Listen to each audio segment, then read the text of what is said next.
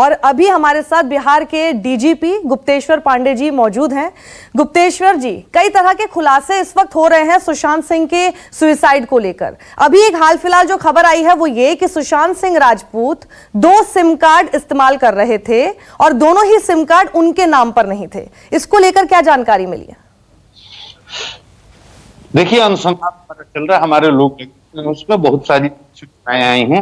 सूचना मालूम है, ऐसे बहुत सी जानकारियां हम लोगों के पास हैं, लेकिन अभी हम इन्वेस्टिगेशन की इस स्टेज में इतना माइनर ये इंपॉर्टेंट डिटेल्स हम शेयर नहीं कर सकते, वो प्रोफेशनल एथिक्स के अनुकूल नहीं है, तो इस बारे में हम कोई बात नहीं करेंगे। लेकिन हमारे पास बहुत सारी सूचनाएं आ रही हैं, बहुत सारे इंफॉर्मेशन आ रहे हैं, हमारा अनुसंधान चल रहा है, हमारी टीम के लोग इसमें लगे हुए हैं। 6 आदमी को हम लोगों ने अभी तक इंट्रोगेट किया है। कल भी बहुत महत्वपूर्ण सूचनाएं आई हैं और अगर मौका मिल गया बिहार पुलिस को इसका इन्वेस्टिगेशन करने का, तो हम इसकी तह तक जाएंगे और सच्चाई को सामने लाएंगे, क्योंकि पूरा देश का सेंटिमेंट जुड़ा हुआ है। बिहार का बेटा था, बिहार का की मिट्टी की उपज था, लेकिन पूरे देश की शान था वो, और पूरे देश की आवाम जानना चाहती है कि आखिर इसके पीछे क्या रहस्य। एक ऐसा नौजवान जिसके पास सब कुछ था, पैसा था, दौलत थी, शोहरत थी, जीवन में सफल आदमी था, उसने अपने आप को फांसी के फंदे पर कैसे झुला लिया, ये बड़ा रहस्यमय लगता है। और पूरे देश की आवाम को इस बात में कहीं ना कहीं कुछ लगता है कि गड़बड़ है।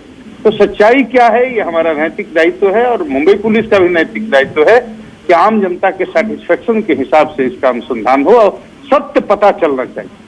गुप्तेश्वर जी, दिशा सान्याल जो कि एक्स मैनेजर थी सुशांत सिंह राजपूत की, उनका जो सुसाइड केस है उसका इससे कनेक्शन क्यों दिख रहा है? जो हो सकता है वो तो देखना पड़ेगा ना, इसको तो देखना पड़ेगा, गहराई से तह में जाना पड़ेगा ना, उस पर हम लोग काम कर रहे हैं। लेकिन ये इंफॉर्मेशन आपसे हम शेयर इसलिए नहीं कर सकते कि इससे आगे का अनुसंधान प्रभावित हो सकता है। लेकिन हम सारे पहलुओं पर बहुत बारीकी से देख रहे हैं, उसका अध्ययन कर रहे हैं, उसमें साक्ष्य संकलित कर रहे हैं। सुशांत के पिताजी ने यहाँ पर आदरणीय के सिंह जी ने प्राथमिकी दर्ज कराई है, तो जिन जिन बिंदुओं पर उन्होंने जिन जिन लोगों को आरोपित किया है, एक एक बिंदु पर हम इसकी जांच कर रहे हैं, और भगवान की कृपा होगी तो मुंबई पुलिस के सहयोग से हम सच्चाई की तह तक जाएंगे और पूरे देश को बताएंगे कि सच्चाई क्या है। कल ही रिया चक्रवर्ती ने एक अपना वीडियो रिलीज किया है गुप्तेश्वर जी, और रिया चक्रवर्ती ने उस वीडियो में, छोटा सा वीडियो है हालांकि, उसमें उन्होंने कहा है कि मैं बिल्कुल निर्दोष हूं और मुझे कानून पे पूरा का पूरा विश्वास है। इस पर आप कुछ कहेंगे? देखा होगा वो आपने वीडियो? देखिए, मैंने वीडियो देखा है, मैं किसी को अभी अपनी तरफ से कोई जजमेंट नहीं दे रहा हूं, लेकिन मैं जानता हूं इस देश में कोर्ट में खड़ा होकर के लोग गीता और कुरान की कसम खा करके झूठी गवाही देते हैं, झूठी बातें बोलते हैं। तो सच क्या है ये तो वक्त बताएगा। साक्ष्य जुटा रहे हैं, इन्वेस्टिगेशन कर रहे हैं, वो बताएगा कि सच क्या है। यानी जिस तरह की इंफॉर्मेशन आपको मिल रही है, जो आपको जांच में जानकारियां मिल रही हैं, उससे आपको ऐसा लग रहा है कि रिया झूठ बोल रही हैं अभी? देखिए, हम कोई जजमेंट अभी नहीं दे सकते इस बात पर, लेकिन हम इतना कह सकते हैं कि हमको नहीं, पूरे देश की जनता को लग रहा है कि कहीं कुछ न कुछ गड़बड़ है। यह एक साधारण सुसाइड का मामला नहीं है, कहीं ना कहीं कुछ गड़बड़ है, इस केस में कोई ना कोई मिस्ट्री है। और ये मुंबई पुलिस के और बिहार पुलिस के लिए एक चुनौती है। ये हमारा मोरल रिस्पॉन्सिबिलिटी है, नैतिक दायित्व है और वैधानिक जिम्मेदारी भी है कि हम जनता के संदेह को दूर करें, निष्पक्ष अनुसंधान करें। हम वही काम कर रहे हैं। गुप्तेश्वर जी, कहीं ना कहीं कोई गड़बड़ी है, ये तो बिल्कुल पूरे देश को लग ही रहा था, शुरुआत से लग रहा था। बस बात और फर्क ये है कि मुंबई पुलिस की जो जांच थी वो नेपोटिज्म वाले मुद्दे पर थी, वो उसी में बॉलीवुड के कई लोगों को पूछताछ कर रही थी, और गड़बड़ उस एंड से हो सकती है। मुंबई पुलिस की जांच इस दिशा में थी। वहीं बिहार पुलिस की जो जांच है वो उनके पर्सनल रिलेशनशिप और उनकी गर्लफ्रेंड के साथ जो संबंध थे उसको लेकर ज्यादा है। तो गड़बड़ तो थी, ये तो पहले से माना जा रहा था, लेकिन दोनों जो इन्वेस्टिगेशन है वो अलग अलग दायरे में है। सही है। हम तो देखिए इन्वेस्टिगेशन किस चीज की कर रहे हैं, हमारे यहाँ जो प्राथमिकी दर्ज कराई गई है उसमें जो सूचनाएं दी गई है, तो पूरे देश को पहली बार पता चला कि इसमें मनी ट्रेल भी है, और इसमें उस पॉइंट पर भी इन्वेस्टिगेशन होना चाहिए। और 6 आदमी जिसको एक्यूज बनाया है के सिंह जी ने, आदरणीय के सिंह जी ने, तो ये 6 आदमी को क्यों एक्यूज बनाया गया, और उनकी क्या भूमिका है ये इस कांड के पीछे, इस भूमिका की गहराई से जांच होनी चाहिए। तो हम तो बिल्कुल निष्पक्ष अनुसंधान कर रहे हैं और करेंगे भी। ये पूरे देश की आवाम को आपके माध्यम से हम ये संदेश देना चाहते हैं कि हम लोगों की व्यक्तिगत कोई रुचि नहीं कि किसी निर्दोष आदमी को हम फंसाएं या किसी को हम जलील करें, ऐसा हमारा कोई इरादा नहीं है। हम पूरे देश के सेंटिमेंट को देखते हुए चाहते हैं कि निष्पक्ष अनुसंधान हो और हमें मौका मिलेगा तो हम इसको करके दिखाएंगे और पूरी जनता को पता चलेगा कि इस कांड के पीछे क्या रहस्य है, इसके लिए कौन कौन लोग जिम्मेदार हैं। हम उसको बारीकी से काम कर रहे हैं, एक साथ। जब इस मामले में बिहार पुलिस की एंट्री नहीं हुई थी और जब रिया चक्रवर्ती के ऊपर जो है आरोप नहीं बढ़े थे, उस समय जब 1 महीना पूरा हो गया था सुशांत सिंह राजपूत की आत्महत्या को, तब उन्होंने ही अमित शाह को टैग करके और पीएमओ को टैग करके, एचएमओ को टैग करके ये चीज लिखी थी कि मैं चाहती हूं कि इस पूरे मामले पर सीबीआई जांच हो। सुशांत सिंह राजपूत ने आत्महत्या की या फिर ये कुछ और मामला है, इसकी सीबीआई जांच होनी चाहिए। तो कई लोग बोल रहे हैं कि रिया चक्रवर्ती तो खुद ही सीबीआई जांच की मांग कर रही थी। अरे बहुत अच्छी बात है, मैं बहुत खुश हुआ, मैंने भी देखा था। तो अब बताओ, अब छुपा छुपी का खेल क्यों हो रहा? अगर कोई निर्दोष है, मैं किसी का नाम नहीं ले रहा हूं, अगर कोई निर्दोष है, उसको आरोपित किया गया है तो उसको सामने आना चाहिए, सीना ठोक करके बोलना चाहिए कि जिसको पूछताछ करनी है पूछताछ कर ले, चाहे वो बिहार पुलिस हो, चाहे मुंबई पुलिस हो या सीबीआई हो, जिसको जो पूछना है पूछे। मैं हाजिर हूं, मैं बताने के लिए, अनुसंधान में सहयोग करने के लिए मैं हाजिर हूं, कोई आकर के पूछ सके। लेकिन हम छुपा छुपी क्यों करेंगे? हम क्यों इधर से उधर भागते फिरेंगे? मतलब आपने बिहार पुलिस ने रिया चक्रवर्ती से संपर्क साधने की कोशिश की और वो है नहीं, अवेलेबल नहीं है? जी हाँ, हम तो कोशिश कर रहे हैं, हम तो पता लगा रहे हैं तो उनके, और देख रहे हैं कि झूठे न्यूज भी प्लांट किए जा रहे हैं। जैसे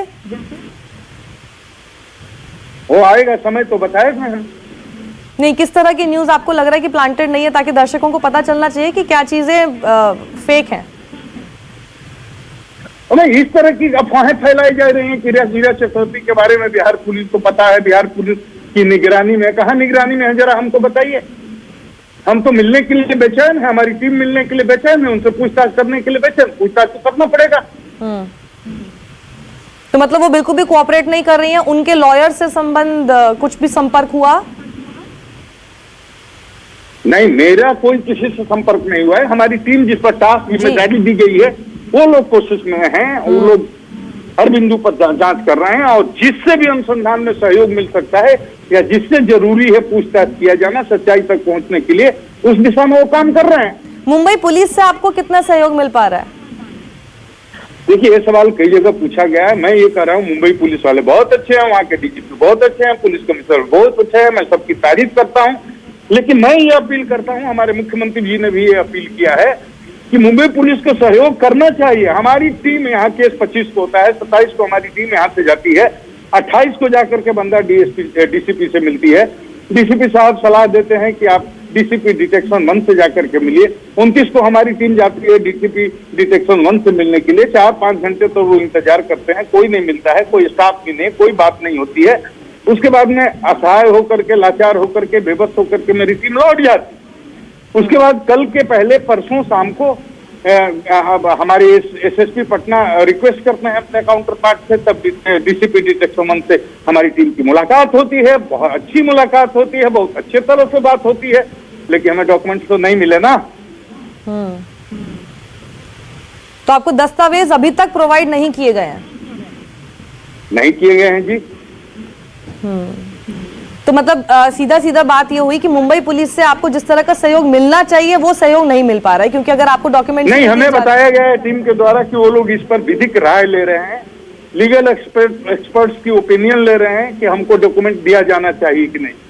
लेकिन मेरी अपनी समझ है कि जो अभियुक्त पक्ष के लोग माननीय सर्वोच्च न्यायालय की शरण में गए हैं, हमारे जुरिस्डिक्शन को, बिहार पुलिस के जुरिस्डिक्शन को चुनौती देते हुए, तो उसके वर्डिक्ट का लोग इंतजार कर रहे हैं।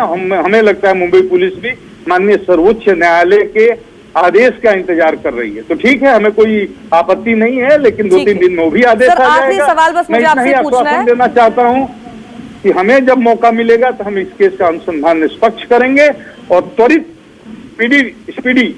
और इतना ही नहीं, अगर दोषी मिला कोई साक्ष्य मिला तो हम इस अनुसंधान का स्पीडी ट्रायल भी कराएंगे। ठीक है सर, आखिरी सवाल जिसका बहुत ही संक्षेप में भी मुझे जवाब चाहिए। अभी बिहार पुलिस भी इसमें आ गई है, बिहार पुलिस इन्वेस्टिगेशन कर रही है। अभी क्या आपकी मांग होगी कि सीबीआई जांच होनी चाहिए?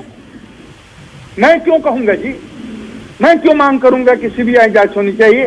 मैं प्रदेश का डीजीपी हूं, मैं समझता हूं कि बिहार पुलिस सक्षम है अनुसंधान करने में। मुझे क्या जरूरत है सीबीआई की जांच की मांग करने की?